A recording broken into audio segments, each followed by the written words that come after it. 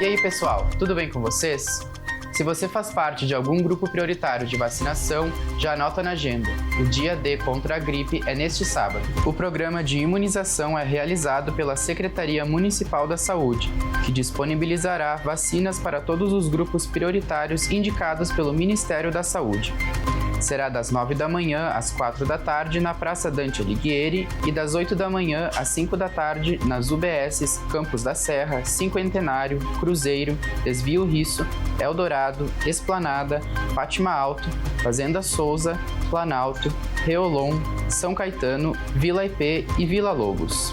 Para participar, é necessário apenas um documento com foto e CPF, exceto para as crianças, que também devem estar acompanhadas do cartão do SUS e caderneta de vacinação.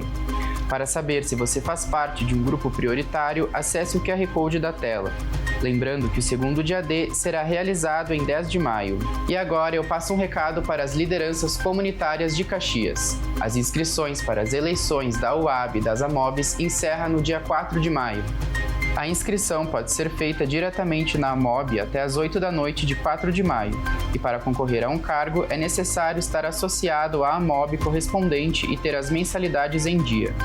A votação será em 1º de junho nos bairros e loteamentos que têm AMOBs. Para participar, é necessário ter mais de 16 anos e apresentar documento de identidade. É importante lembrar que o prazo limite para participar das eleições como votante é 14 de maio. E agora eu te conto que a marca Curta Caxias divulgou a cidade na Feira Internacional de Turismo. O município foi destaque na Minas Travel Market, importante feira de turismo do Brasil.